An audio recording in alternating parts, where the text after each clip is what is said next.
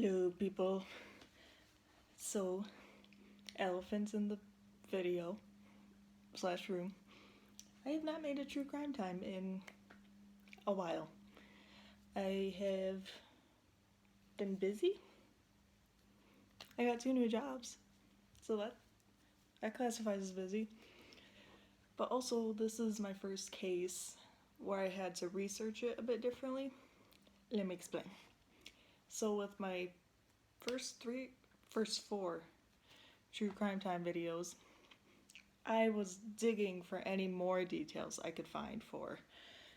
Ooh, the shirt makes me look huge on camera. Looks like I have a little head and a big body.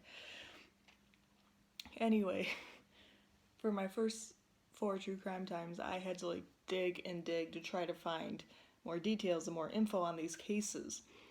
But this is the first one where there was so much I had to decide what details am I going to have to exclude, because there is just so much and I can't just tell you all. Can't just say all of it without sounding like an encyclopedia or a textbook. So I had to really decide on that, and then I have just pages of notes about this case. It's been a while since I rehearsed this because I did have all this information for a while. I just had to really motivate myself to get in front of the camera for this long of a period. And should have worn something different because it makes me look huge. But it's a cozy shirt. And I should have put my bun higher because if I tilt this way, it looks like I don't have hair. But I do. I have lots of hair. What if I just behold? That helps, sort of. Anyway, let's get started with this case. So this is a story about, this is the case of Elsie, I think it's pronounced Paroubek. Paroubek. I think it's pronounced Paroubek, and I have a hard time not saying it with an accent, is Elsie Paroubek. And this happened on April 8th of 1911. So we're in the 1900s now. Although I think the last case was too, and the one before that. Oh well. And this is, unfortunately, the youngest case I've covered so far. She was 5 years old at the time. And this took place in Chicago, Illinois. And unfortunately, this is also the first unsolved one I'm covering. She's unfortunately the youngest one I've covered and the first unsolved. Not a good combination. Granted, none of the other cases being solved made them any happier, but at least they had closure.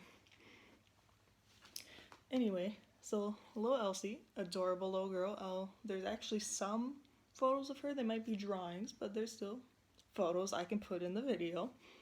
Little Elsie was a Czech-American girl born in 1906 to Karolina Wojcikova and František, or Frank, Paroubek, the parents came to America in 1895.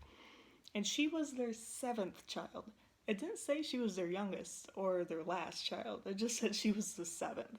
So there's a possibility there's more children.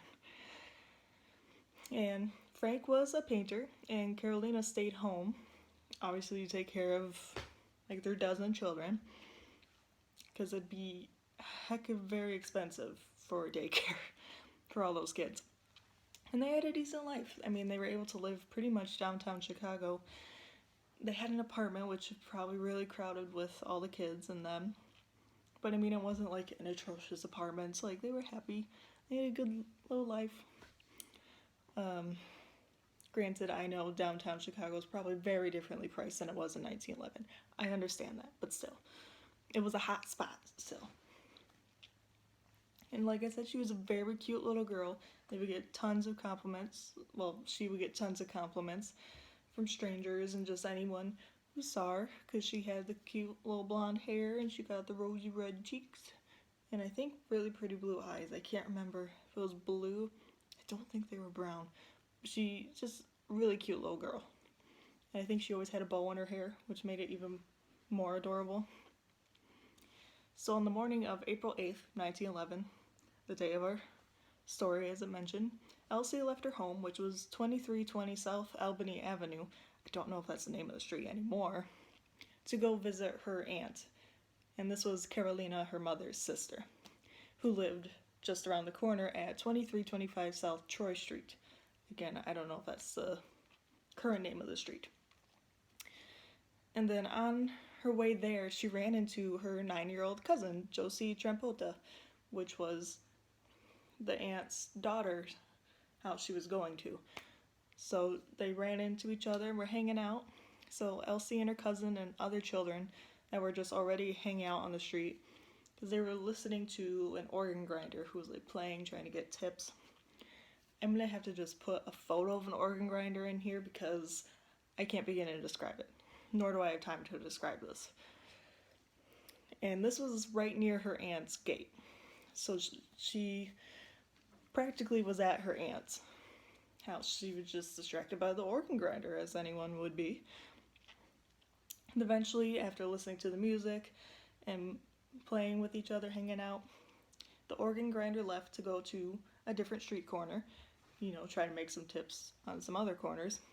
And all the children followed except for Elsie, because she was at her aunt's house and she stayed behind. But unfortunately, that was the last time she was ever seen. So, so close, yet she didn't make it, which was horrible.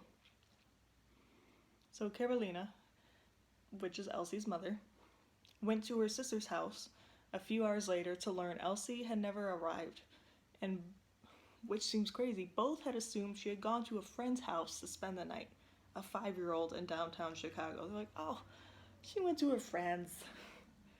She's fine. Granted, I know it was a different atmosphere back then, but still 5? It just seems crazy to me. And then when Frank came home from painting, day of painting, he came home at 9 p.m. and automatically went to the police to report her missing, which I think made sense. And then, unfortunately, the police agreed with the women and... What? Oh, I was so confused by my notes. I am so sorry. I don't write full sentences all the time for these. So the police agreed with the woman, unfortunately, until she didn't show back up in the morning from her friend's house. And they're like, maybe she wasn't at a friend's house. Duh. Sorry about the page flipping. So they finally begin the search in the morning when a child named John Jarowski, I think it's Jarowski. Jirowski. Jarowski. And told detectives he had seen, I know this isn't like the proper term anymore, gypsies. So when I say gypsies, I'll have the parentheses, but that's how it was listed on the information I saw. So, or the Romani wagons the day before, and 2 women were holding a young girl who was struggling. So the police took that and basically ran with it. So several Romani camps along the, I'm sorry, Idaho people. It's in Idaho, I think. The Des Plaines River. Sorry. And so there's several of the Romani camps along the river. And there was a previous experience years back with a girl named Lillian Wolf, which I can put her picture up too, because she was taken by gypsies and forced to be a beggar for them 4 years earlier. She did escape, however. She's not alive and well at the moment, but she was alive and well at the time. And so the Romanis were the main suspect then. By the river, previous experience, child saw Elsie with them.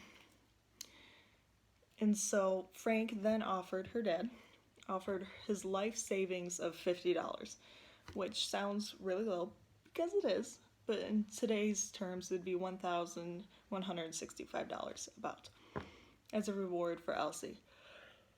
I'm sorry, guys. I'm sorry. Then on April 12th, which was next day, The story was on the front page of the newspaper right away, which I thought was amazing. It could happen that way today, just people don't tend to read newspapers anymore. But I thought that was amazing that they put it right on the front page of the paper. A few days go by, the search is still continuing. Then on April 15th, the canals were dragged, it said, I assume that means drained, and to search for her with no avail. And then 3 detectives helped Frank, Elsie's dad, search for the gypsy wagon party that people think took Elsie, which had moved 50 miles northwest of Chicago. So they had to go track that party down. But when local farmers learned of this, they started questioning the party themselves, which led the party to pack up and move again to Volo, Illinois. I believe it's Volo. And so when residents of Volo stated they saw a little girl matching Elsie's description among the party and said she appeared drugged and covered in a blanket, they decided to go investigate themselves, causing the party to move again to McHenry, Illinois. So finally in McHenry, that's when the police caught up with them and they realized the little girl that people saw was actually a gypsy, like one of their own children, and Elsie was not with them. Later in April, a girl who looked really close to Elsie was considered to be their daughter. They're like, we found her. This is Elsie. There's so much so that Frank had to be convinced that it actually wasn't his daughter. Because it wasn't Elsie. It wasn't. I don't know if she claimed to be Elsie or if they were just like, this is it. This is her. But it was not Elsie, and Frank could have been just so desperate to have her back that he's like, yes, this is just my daughter. She's fine. She's safe. She's home. But it was not Elsie. He finally believed, don't worry. They also really believed the Romani people did this, one, because it was a bit biased back then for that, but due to their so-called obsession with blue-eyed and yellow-haired children, which is exactly Elsie's description in layman's terms. And so on April 17th, an anonymous tip stated Elsie was seen being taken to a hotel in Western Springs by a man. When investigating the hotel, which I'm glad they took that seriously, because that seems a lot more probable, they found nothing. And then meanwhile, Frank was investigating another Romani party in Cherry Valley, again with no results. So on April 20th, Frank Jr., so Elsie's little brother, or big brother, I think big brother, was concerned his sister may have fallen into a construction pit the day she went missing, because they were doing construction on the sidewalk or the road around the area. But this was later proven not true due to the workers never seeing her. If she had fallen into the pit, she would still be in the pit, and they searched the pits and no one was there. Meanwhile, all this is going on and they're searching outside of the wagon parties now, but so many people are still so focused on the gypsies having taken her, considering they've seen her with them. So at this time, because the wagon parties were still the main suspects, the girl mentioned previously, Lillian Wolf, who was now 11 years old, who had previously been taken by them and forced to be a beggar for them, she came forward to offer her help with her knowledge of being taken by them. And she created a search party, 11-year-old, and they decided with her help that it was best to go to the king of the gypsies, who at the time was Elijah George, stating he might know about Elsie, which is probably true if it did happen with the wagon party, but why would he tell? Granted, I was not a detective back then. I don't know their methods. So they did find Elijah George, and gained literally no information. He was like, I don't know who this is. Had no idea what they were talking about. And then meanwhile, the local canals were drained and dragged again, and all the wells, too, were checked, again with no results. So it seems at this point that she almost disappeared, or they still had hope that she was alive. But that could also be why they chose to focus on the wagon party, because if she was gone, they would have found her. But she could be wandering around with a wagon party. Then on April 22nd, John Mutz, a town marshal, received a call about a girl who could be Elsie and another wagon party. Again, another gypsy thing. So they found that girl, and she claimed she was Elsie. Obviously later debunked it was not Elsie.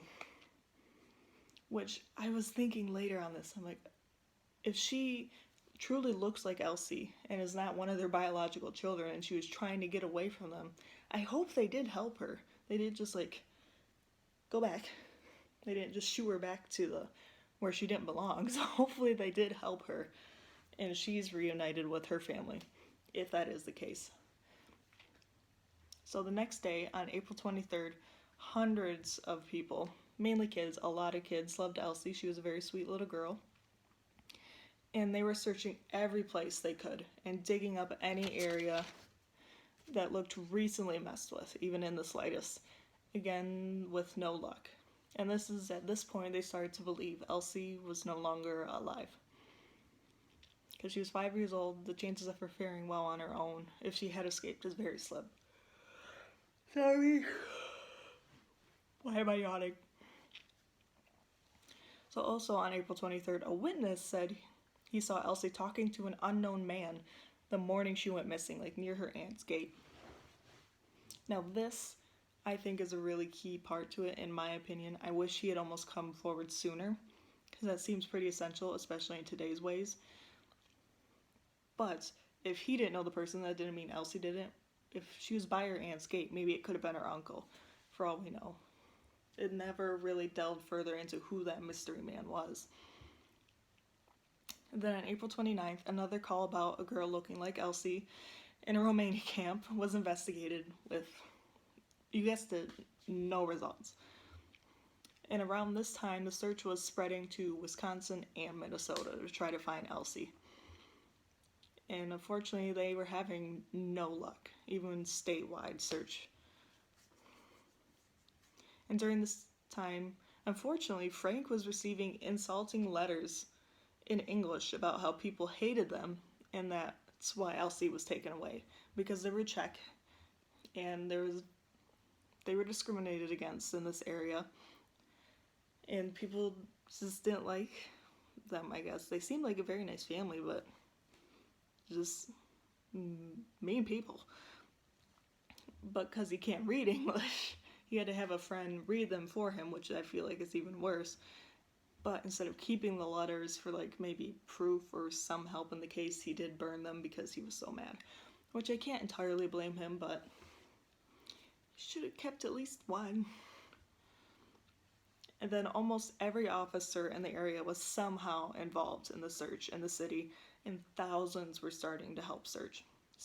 Thousands of people were involved in Elsie's case. It makes me happy knowing that so many people were concerned about her, and I kind of wish more of that happened today. There are still plenty of cases where thousands of people unite and stuff, but this was fast. And so the mayor himself ups the reward offer to $500 instead of just $50, which is around $13,000 today, which is similar to a normal amount for a reward for someone. And if she isn't found by May 1st, and this was April 29th, so on May 1st, if she wasn't found, he wanted to up the offer even more. Sorry, I need water. That's so boring.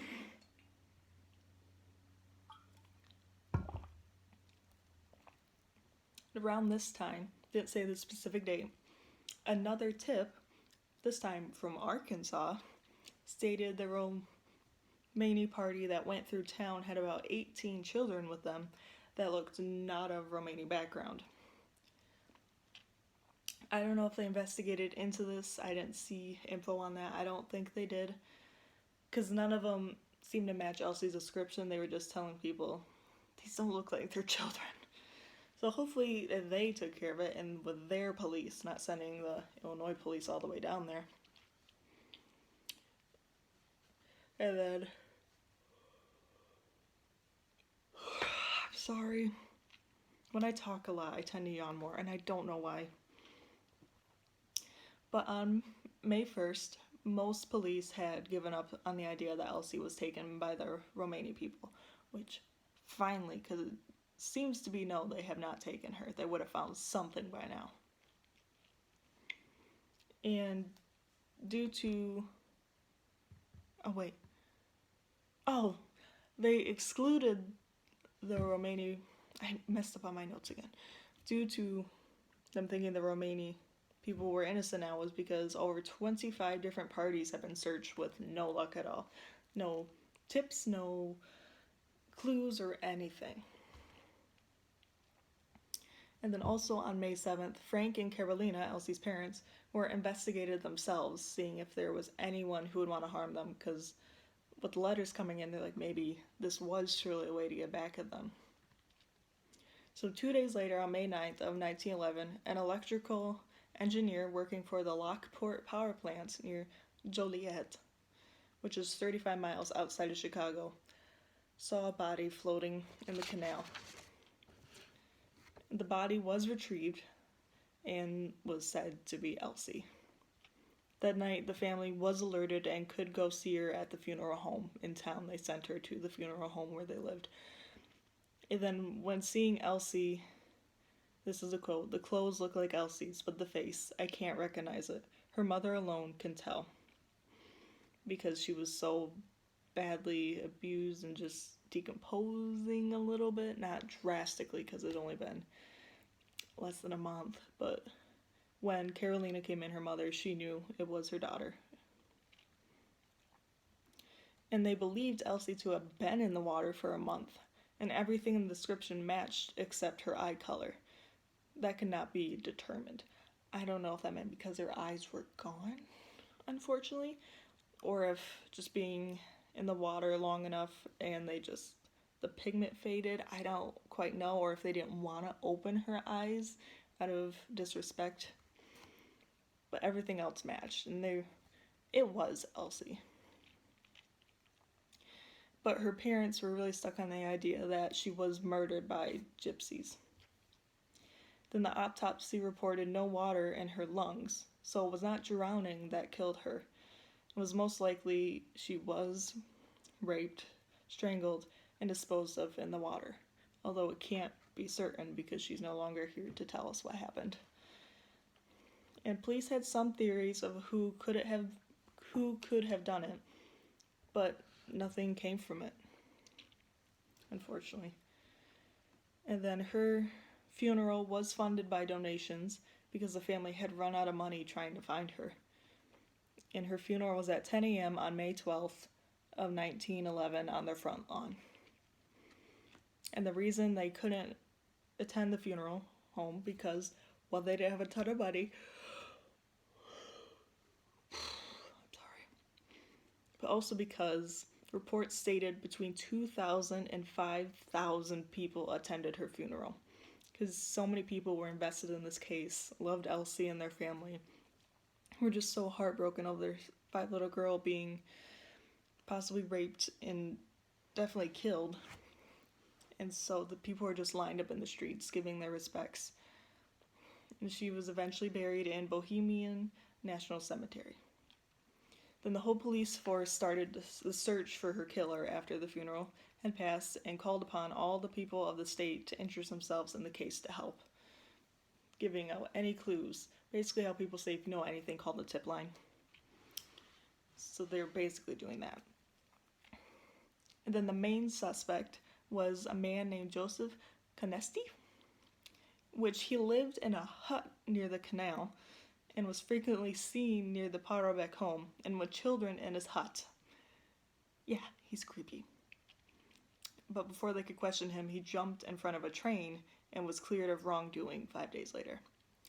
He does sound very, very suspicious, and the fact that he jumped in front of a train conveniently before they got him does kind of scream that he could have been the main person. But I guess he died and that's some form of justice? I don't know. But I don't know what made them clear him of any wrongdoing. Maybe because he was dead? I'm not sure. But another man living in a hut near the canal, many men living in huts near the canal, apparently. I didn't find a first name, but Mr. Kinsella, or Kinsella, was another possible suspect. When they tried to question him, he ran and escaped into the woods. And he was literally never seen again. So I don't know what happened to him. But unfortunately, nothing was ever found, and no one knows what happened to Elsie. And then, unfortunately, in the aftermath, 2 years later, on the anniversary of her funeral, her father died at age 45. I couldn't see what he died from. Broken heart was probably mixed in. But then Carolina died at age 58 in 1927. And they were both buried with Elsie in the Bohemian National Cemetery. I didn't find much about her siblings, what's happened with them, because they could still be a little... If they were younger than Elsie, they could possibly still be alive, but I'm guessing they're not, unfortunately. But that is the case of Elsie Paroubek. A very sad case. Granted, the silver lining is how much people cared about her and wanted to solve this case for her and her family. Even with the discrimination against the Czech family, people were like, this is a child, a 5-year-old child, and we gotta bring her home. So that is heartwarming, and I wish it was more like this for almost every case out there. Unfortunately, there's almost too many cases, and it's sad. I don't really have a theory of my own of what happened. The first man, the Joseph Canesti, does really scream at me that he could have been guilty. The guy that ran into the woods, he just kind of screams crazy, but not in a harmful way, if that makes sense. Granted, I don't have a ton of information. He totally could have done it. But I feel like if he was trying to escape not going to jail, then running into the woods isn't necessarily the best idea. But it seemed to work for him. I so wish that man had turned in the anonymous tip about seeing Elsie with the random man, because they could have maybe gotten a description and really seen if it was one of those two men that were the main suspects or someone else, and maybe they could have found her sooner. But it was a terrible way she went, and she did not deserve that, nor did her family. She was a beautiful and sweet little girl, and she could have had a great life ahead of her. So thank you for listening. I hope this is okay. I'm a little rusty. This is the longest one we've had, as I predicted. It's almost a half hour. But it's a big case with a lot of information, and there's a bunch of details I left out because there's just so much. A lot of it revolving around details with searching wagon parties, and I figured that would get pretty redundant, so I just basically said they've looked at this party, they looked at this party, nothing. I didn't go into details about it. But thank you for watching, and subscribe if you feel like subscribing, or give it a like, or comment if you have any theories. Granted, there's not much to go off of here, but let me know. I hope you don't mind that my head looks really small and my shirt makes me look big. It's an optical illusion for you. We'll see you guys next time. Hopefully the true crime time doesn't take as long. I apologize about that. Bye.